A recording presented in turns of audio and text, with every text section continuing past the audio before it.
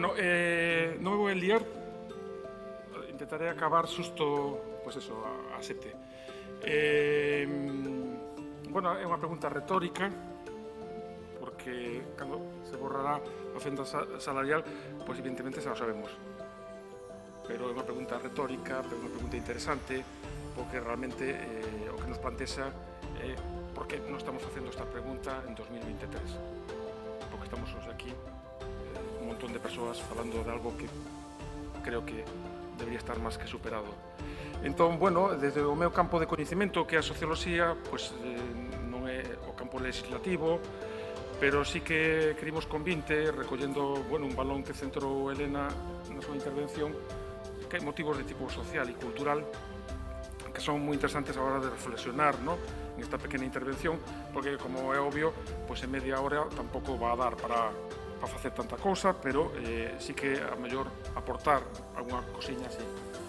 É certo que, bueno, moitas veces a xente todavía se pregunta, bueno, e todavía xénero, e todo é xénero, e por que tanto xénero?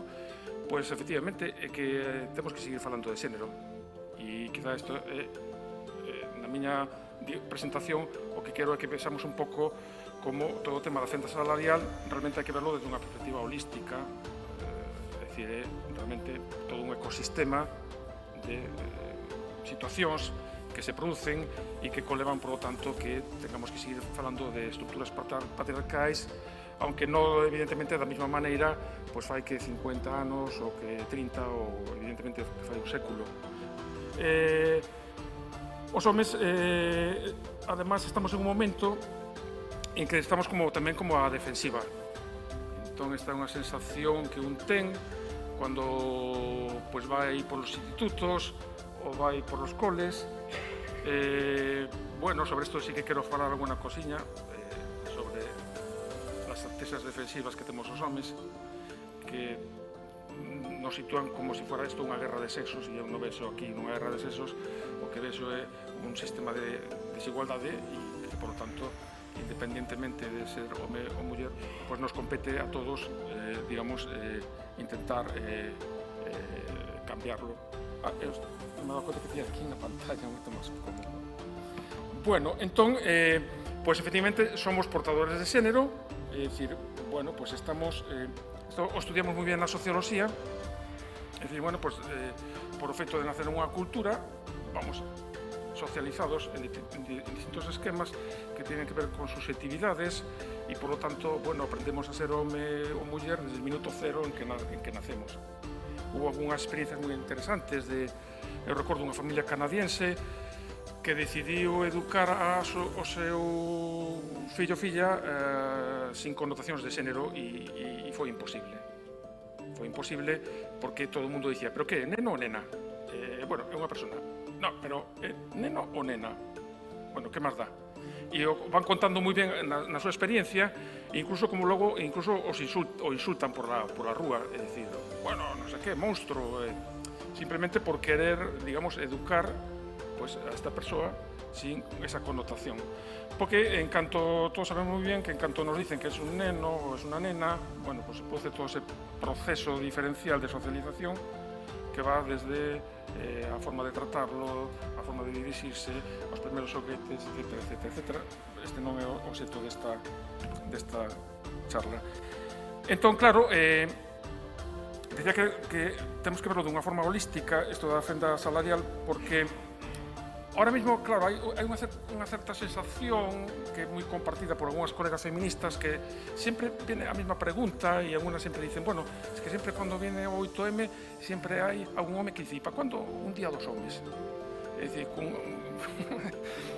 non deixa de ser gracioso, pero sí que se produce, pero vos por que estades todavía dando tanto a lata si podes votar e además veo que vas á universidade e podes conducir coches, o sea, e además pasamos unha escoba de vez en cuando por casa, o sea, se os está indo un pouco la olla, no? O sea, con isto da igualdade.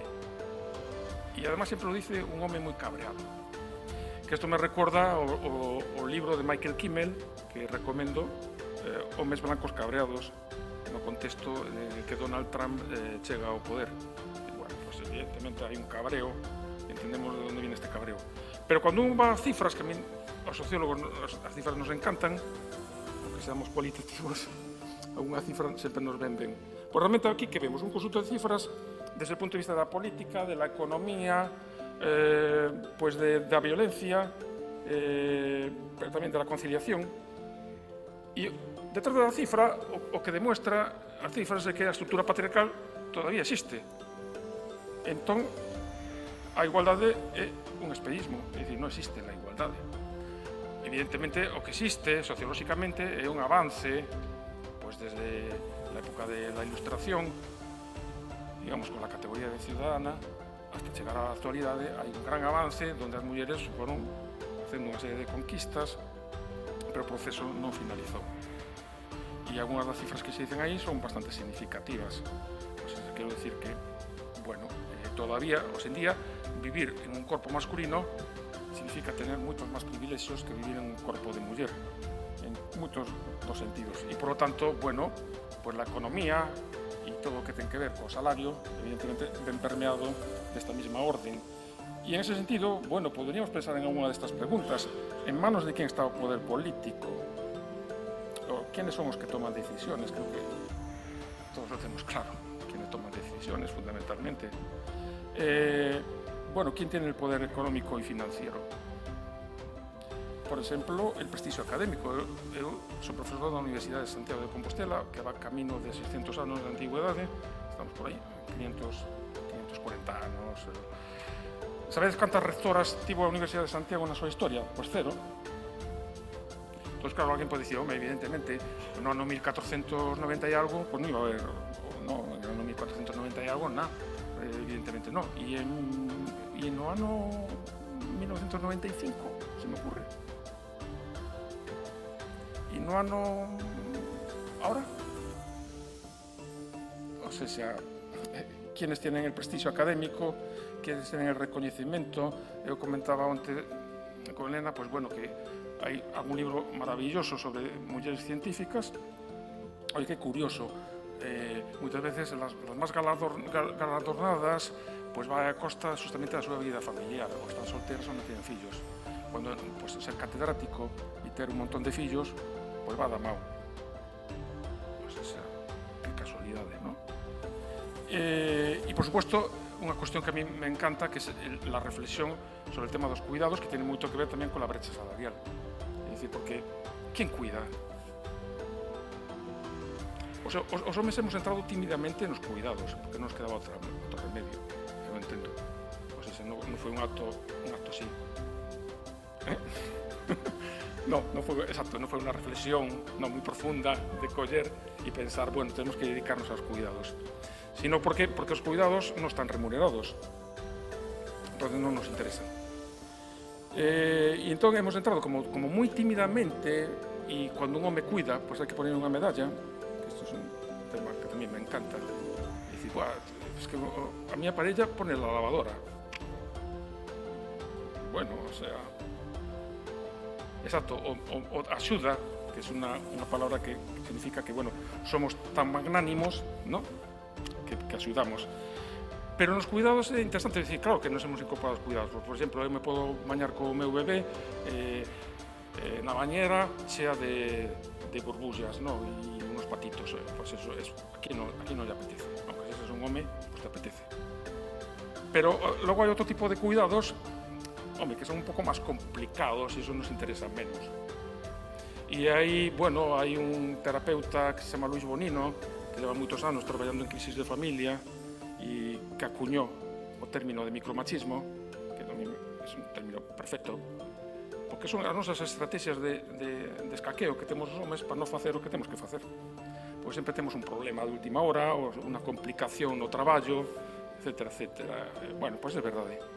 É dicir, cuidar finalmente a un bebé é moito máis agradable que cuidar a boa que ten Alzheimer.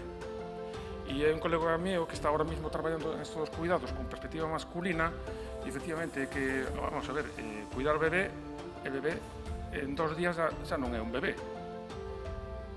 A boa, mellor empeza co Alzheimer con 69, 70 e chega a 120. Entón, hai cuidados que teñen como unha data de caducidade máis clara e outros que non. O sea, que creo que simplemente respondendo ás preguntas, digamos, entendemos o tema. Pero, por precisarlo de unha maneira tamén máis sociolóxica, bueno, Michel Foucault, que realmente é un referente para os que traballamos en socioloxía, bueno, na microfísica do poder fala isto de que, bueno, el poder non está só localizado nas grandes estructuras, isto é como máis obvio, sino que o que máis nos interesa do poder son as relacións subjetivas, que é como se construye, por exemplo, o xénero. Claro, eu non podo dicir, bueno, aí viene unha estructura patriarcal, porque o patriarcado non é unha cosa con patas que se aproxime como se fuera unha película pues, de superheróis, ¿no? O sea, no, el patriarcado é algo como máis inconsciente, bueno, porque toda unha serie de estructuras económicas, políticas, religiosas, sociais, que van creando, bueno, pues unha conciencia de superioridade masculina a lo largo, bueno, da historia. Pero na subjetividade, que finalmente la relación que teño coa outra persoa, aí sí que vou construindo xénero. E por que vou construindo ese xénero? Pois vou construindo ese xénero porque hai unha estructura, finalmente, que é a que determina a miña acción con respecto a esa outra persoa. Pois eu aprendo a ser home porque o meu avó era desa forma, o meu pai sigue sendo desa forma, Batman é desa forma, vou a un videoxogo e en el videoxogo é desa forma, e todo é desa forma. E entón, ser home é ser home. Pero ao mesmo tempo vamos entendendo que, claro, que como é algo, como é un mecanismo e unha susceptibilidade, pois tamén se pode cambiar e esta é a parte positiva. É dicir, que, por exemplo, cando un analizaba las grandes teorías sociolóxicas como el marxismo ou el estructuralismo, realmente eran como moi abstractas, porque falar de que te damos proletariado e burguesía é unha abstracción. Pero no concreto hai cambio e, por lo tanto, se poden cambiar cosas e, por lo tanto, por eso estamos aquí. Porque entendemos que hai certas posibilidades de cambiar susceptibilidades. Entón, en esas cuestiones, pues está esa dimensión simbólica que, por exemplo, podemos ver en gran cantidad de cuestiones. A mí, por exemplo, el tema de la gramática masculina del liderazgo é unha cuestión moi interesante para reflexionar, tamén como unha cuestión micro, pero que correlaciona con macro. Porque, finalmente, bueno, pues los liderazgos en las organizaciones tamén permean o que se entende tradicionalmente como las masculinidades pues, máis hegemónicas ou clásicas ou tóxicas ou como les queramos chamar. Porque ese tamén é un elemento tamén ben interesante. Sí que é certo que el xénero nos sitúa en un espectro de homes e mulleres, pero todos sabemos que las masculinidades son plurais, que as feminidades son plurais, que hai elementos, ¿no?, de disonancia, pero sí que hai gramáticas, ¿no?, que van construindo ciertos elementos. E tamén lo que nos interesa reflexionar finalmente tamén, aquí salió moitas veces o teito de cristal, pero tamén este concepto del firewall, ¿no?, que é como un antivirus. É dicir, porque finalmente, por que as mulleres non chegan? Bueno, tenemos esas explicaciones, pero tamén me interesa moito, bueno, pues eso que non permite, en certa maneira, acceder al sistema. Me gusta moito esta cuestión, ¿no?, porque é como unha matriz. Entón, efectivamente, hai como un poder, ¿no?, e hai unha serie de cortafuegos, ¿no?, que impiden realmente que, digamos que as mulleres acceden. E iso para mí ten moito que ver justamente con el tipo de liderazgos moitas veces que se exixen, porque moitas veces os liderazgos que se exixen non caixan para nada con el tipo de racionalidade a que está acostumada, por exemplo, unha muller, e conviene moito máis a racionalidade coa que traballamos os homes. Isto o explicamos mellor aquí. É dicir, por exemplo, en la diferencia entre instrumental e expresivo, pois, bueno, os homes xa sabemos que nos cuesta moito empatizar, por exemplo, e nos cuesta moito ser sensibles e nos cuesta moito non estar dentro desa lógica instrumental, de relación instrumental con respecto a fines que ven dada por la guerra, por el poder, por la agresividade, por la virilidade, etc. etc. De feito, cando vou, por exemplo, aos coles, eu sempre fago unha actividade moi interesante para o alumnado de quinto e sexto de ESO, que lles dou un papelito en branco e les digo, bueno, os vou dicir unha palabra e en cuanto os diga a palabra, rápidamente me poñedes un adxetivo calificativo para esta palabra. Bueno, alguno dice, ¿y qué es un adxetivo calificativo? Eso sería otro debate. Claro, eso no podemos abrir más frentes, é dicir, porque a socioloxía rizomática, entón de repente me vou. Bueno, entón, en cuanto os diga esta palabra, me ponéis un adxetivo calificativo. Vale, moi bien, aí va, masculinidade. Bueno. Listo. Vale, entón, collo os papelitos e empiezo a ler. Fuerza, altura, fútbol, pajas, pene, poder. Nunca, sabes o que nunca topo? Nunca topo sensibilidade, cuidado, cariño, empatía. Y esto nos lo dicen nenos y nenas de ahora. O sea, no estoy contando batallas de cuando era pequeño. Estoy contando batallas de ahora, de fai unos días. Esto, como sociedad, nos debería deixar como medio atónitos. ¿No será que realmente os homes que estas criaturas están coñeciendo van por aí?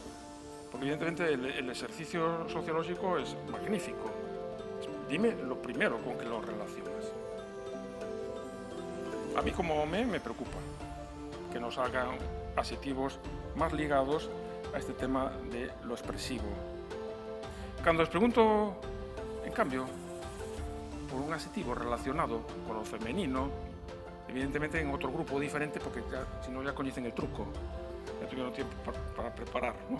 Entonces a otro grupo, otro día empiezo por aquí y a ver, pues sí, inteligencia, que esto me gusta mucho, porque además es que o ves muy claro, sin saber, aunque eu digo aos profesores, collerme por separado o que responden eles e o que responden elas. Elas así mismo pues se ven como se tienen que ver, o sea, porque felizmente aí están os cambios sociales, non están esperando por príncipes azuis. O sea, esto es una buena noticia. O sea, xa quero dicir que todo ese traballo que está facendo desde abaixo está funcionando. As nenas pues quieren ser pues, sí, científicas o especialistas en inteligencia artificial. Non están esperando, menos mal, por un príncipe azul. E os nenos, cando califican as súas compañeiras, aún siguen un sesgo. Cando dices definir feminidade, porque finalmente tamén, evidentemente, é unha forma de definir as nenas. Entón, isto para mí ten moito que ver tamén pues eso, con el tema del liderazgo. É dicir, el tema del liderazgo pues é diferente, un liderazgo máis democrático, un liderazgo máis jerárquico. Moitas das cualidades del liderazgo conectan con ciertos rasgos de lo que, como se han definido tradicionalmente las masculinidades. E bueno, e entón é máis factible, por eso moitas mulleres tampouco tienen el enganche como para meterse aí. De feito, unha colega mía que é profesora na Universidade de Santiago, que anda máis bien en facultades, bueno, pues de tipo tecnolóxico, ¿no? Como ingeniería química. Bueno, Eva me dice que cuando va a los programas de nenas científicas va a los coles, ¿no? El tema de STEM, etc. Y entonces el enganche que les fai as nenas siempre, mira, si facedes esta carrera, pues imaginadevos, física, pues a lo mellor el otro está pensando, bueno, una bomba nuclear, qué guay. No, para as nenas dice, este tipo de lectura no vale. Tienes que decir, mira, a través de la física, pues puedes descubrir a lo mejor algo que puede ayudar a solucionar este problema médico. Y cuando ven una vinculación de algo técnico con algo, digamos, relacionado con un tema, por ejemplo, como es el de la salud, ellas dicen, wow, es guay. Os nenos no. O sea, interesante, ¿no? Este tipo de cuestiones que tienen que ver, finalmente, con temas de cómo percibimos todavía. Por lo tanto, para mí, en este tema de fenda salarial, a mí lo que me interesa é o tema das barreras internas. Vos, pues eso, desde el punto de vista de la legislación, desde la política, pues evidentemente hay que traballar el tema, digamos, de las barreras externas, y a lo largo del día tuvimos un montón de ejemplos, y antes de mí, las compañeras falaron de un montón de protocolos, ¿no? Eso evidentemente está ahí, ¿no? Pero también hay non se pode cambiar, non se pode cambiar realmente unha sociedade simplemente, pois eso, a golpe de legislación, porque a la vista está. Moitas veces incluso a legislación va por detrás dos cambios sociais, ou seja que realmente hai que fomentar cambios culturais. De feito, bueno, pois, se tivermos que pensar en elementos relacionados con cultura e o traballo da nosa sociedade, pois non cabe dúbida que, bueno, que os traballos que realizan as mulleres pois valen menos que os realizados por os homes. É dicir, incluso é moi interesante porque aqueles traballos que se van feminizando van como perdendo certo prestixio social. Hai unha feminista que dice que as mulleres son expertas en conquistar barcos que están a punto de afundirse. E os pues sería de outra maneira, é dicir, que os homens somos especialistas en irnos rapidamente a donde está el poder. E entón, me interesa este xogo de por que se desvaloriza lo femenino, e eso sí que tiene que ver con un elemento de cultura, en la medida que, bueno, pues el patriarcado existe a modo simbólico como institución. Y por lo tanto, bueno, digamos que sí que es cierto que incluso empiezas a ver traballos, pues digo, un traballo de limpieza, pero es diferente. Porque este traballo de limpieza, pues eso, y me da pena no estar en la siguiente mesa. Pero claro, pues no, este es como es vertical, pues van a cobrar más. A ver, o sea, quiero decir que es muy interesante todo este elemento de por qué los trabajos de mujeres valen menos que los realizados por los hombres. Entonces, claro, aquí aparece, claro, el tema del machismo, es decir, es que hay que decirlo tal cual. Es decir, porque ¿cuándo se borrará a fenda salarial? Pues cuando no haya machismo, vaya descubrimiento, ¿verdad? Y decir, para eso traen a un sociólogo, ¿no? Y nos está durante 20 minutos, ¿no?, diciendo rollos para llegar a un punto que sabíamos de antemano. Pero, ¿por qué? Porque realmente el machismo, claro, por eso tenemos que pararnos un poco, ¿verdad? Porque alguien ahora viene por aquí y dice, pero mira, es que no lo veo tan machista esto. No está tan machista. Bueno, todo depende del día cómo me levante. Hay días que lo veo fatal. Porque, ¿qué está pasando con el machismo? Porque está pasando con el machismo es, como bien sabemos, cada conquista das mulleres leva unha reacción oposta. Isto ha pasado desde el sufragismo hasta ahora. Y ahí está el libro de Faludi, ¿no?, para leer el tema de la reacción, que lo explica muy bien. Ahora hay también unha reacción. Y en nuestras investigaciones recientes hemos estado, pues, trabajando un poco todo el tema de la manosfera. Y la verdad es que un conglomerado de odio que está socializando a las nuevas generaciones. No voy a hablar mucho de la manosfera, pero sí que me gustaría hablar un poco por el tema del machismo negacionista. Y bueno, y luego, bueno, los otros, bueno, pues también están ahí. Es decir, hay mucho machismo, evidentemente ahora mismo camuflado. Yo siempre a mi alumnado le cuento una anécdota, pero que me fue mucha gracia porque es tal cual la anécdota. Y cuando yo era neno, bueno, pues llegaba a cena de Nadal y por la cocina no aparecía un hombre ni de coña. O sea, estos recuerdos los tengo muy claros. Ahora vamos apareciendo por la cocina, aunque solo sea para molestar. ¿Pero por qué aparecemos por la cocina? Porque nos sentimos incomodados. O sea, porque de cierta manera la masculinidad también se incomoda. Dice, mierda, voy a ir a coger unas aceitunas. Y de paso me traigo un plato. Y así tenemos la cena en paz. Entonces sí que hay, digamos, ahí como un postmachismo, bueno, que a mí me encanta analizarlo porque el machismo, yo machista. Aquí me tienes poniendo un plato. Bueno, pero el preocupante es el otro, el negacionista, ¿no? Este sí que me preocupa. Entonces, os estaba comentando, pues, ¿qué es esto de la manosfera? Bueno, o la machosfera. Bueno, pues es todas esas subculturas digitales masculinistas, ¿no?, que están en espacios digitales, pues esos foros, chats, grupos de Facebook, Telegram, Instagram, bueno. Y hay un profundo discurso de misoginia, antifeminista y victimista. O sea, de feito, bueno, alguna colega que participó en nuestro equipo de investigación, que fue una investigación que cruzamos también con la Complutense de Madrid, pues terminó realmente deprimida, porque te encuentras tal cantidad de insultos y de cosas horrorosas que entras en depresión. Nosotros o que fixemos foi analizar este conxunto, ¿no? de elementos, desde los pick-up artists, que son los que te van dando consellos de cómo ligar, puteros foreros, como forocoches, gamers, los incels, los célibes involuntarios, los men going to own ways, o sea, los de Donald Trump, con los cuernos allí, entrando en el Capitolio, los defensores dos dereitos dos homes, que este é un grupo máis específico que habría que analizar de outra maneira, e os youtubers misóxinos. Bueno, aquí hai unha galería que ni os podéis imaginar. Esto está socializando no peor do peor. Entón, claro, cando un adolescente se mete no seu teléfono, porque hoxe en día, bueno, xa tienen teléfono desde quinto de primaria, sexto de primaria, bueno, isto sería outro tema. Pero non podo abrir outro tema. Pero sería outro tema que habría que analizar como sociedade, que fai un neno ou unha nena de quinto cun iPhone 11. Pero bueno, así logo non podemos poñer puertas al campo e logo dicen, bueno, e lo de la manada?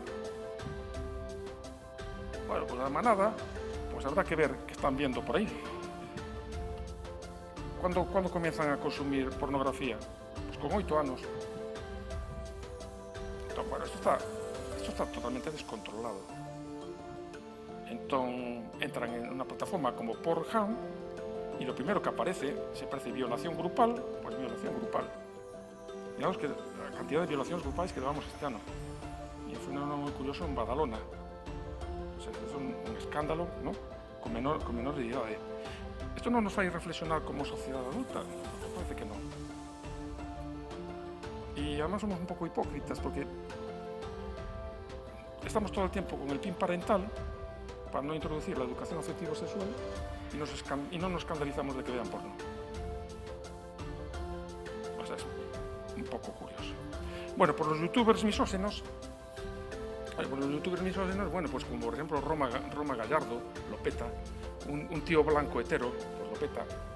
Escuchar sus discursos es una bazofia, pero esos discursos están calando. Entonces, bueno, este por ejemplo es un meme, ¿no? que nos hemos encontrado por ahí por Twitter, pero que tiene que ver un poco con el tema de la victimización. Intenté no traer algo como súper fuerte de lo que hemos atopado para no amargar un poco. Entonces es una cosa así leve. Pero una cosa leve, pero al mismo tiempo para mí simbólica, ¿no? Que es la victimización que encontramos en la manosfera. ¿No? Dice, bueno, pero vamos a ver, las mulleres denuncian falsas. Eu coñezo un caso de unha muller que pegou un home, e iso que? Eso non é violencia de xénero. No, eu coñezo a un dono que mordeu ao seu can. A ver, es que a veces, ¿no? hay preguntas un poco extrañas. O sea, es irónico, pero este material evidentemente está socializando. Entonces, en todo lo que nos vamos encontrando por ahí, en todas estas subculturas, vamos encontrando esto, el antifeminismo, la apropiación del discurso de la víctima, el sufrimiento masculino, porque además los hombres sufrimos, nuestro sentimiento de pérdida de los privilegios, porque en el fondo pues estamos fastidiados porque estamos perdiendo derechos, unha certa nostalgia do pasado, hai unha vixiancia constante da homosocial da masculinidade, é dicir, só se pode ser home así. Por exemplo, pues bueno, se falou tamén do LGTBI, bueno, pero son un pouco menos homes. El restablecer el privilegio masculino, blanco masculino, está aí en esos foros, a hegemonía. E logo hai todo un argumentario biologicista que cae por su propio peso, pero que tamén va socializando. Pues esto es realmente un caldo de cultivo que explica un elemento de reacción claro, antifeminista, y que por lo tanto, y hemos llegado aquí desde la frente salarial. Hemos llegado aquí desde la frente salarial porque unas cosas explican otras. Y en cierta manera, es decir, cuando como sociólogo intento entender esta sociedad y por qué esta sociedad todavía se mueve en patrones patriarcales, no puedo descuidar que hoy en día quienes están socializando non só somos os pais e as nais e a escola e o grupo de iguais e algunha película de Disney. o sea, hoxe en día, sobre todo, socializa Internet. E, por lo tanto, bueno, habrá que prestar atención a como venimos formando as novas xeracións. En definitiva, bueno, me quedan 2 minutos, pues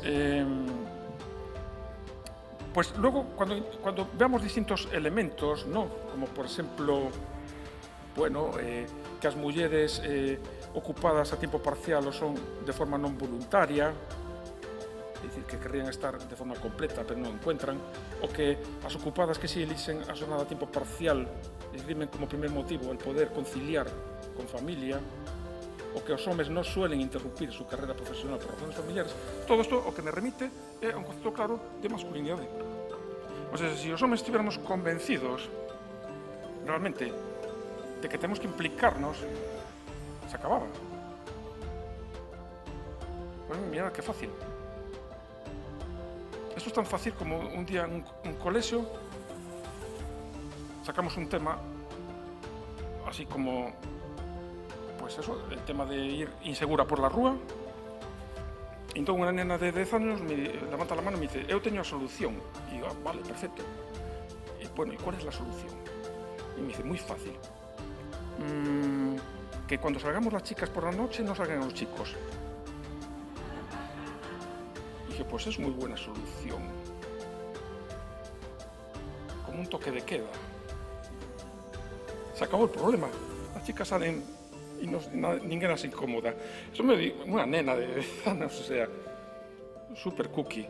O sea, pero en el fondo esto, es decir, cuando yo analizo el tema del problema, finalmente la solución está muy clara, ¿no?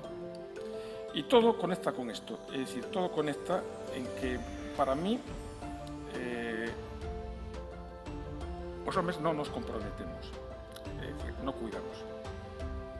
Hasta que no cuidemos, hasta que no sepamos valorizar en esta sociedad los cuidados, hasta que los hombres no entremos, tal como dice Carol Gilligan, na ética do cuidado, funcionará otro tipo de ética, que es la ética empresarial, que es la ética de ganar. Y ahí, en esa ética, los hombres ganamos. Cuando esta sociedad valorice los cuidados, se cambiarán completamente todas las reglas de juego. Estoy convencido. O sea, es tan fácil como esto. Claro, tampoco estamos descubriendo la pólvora.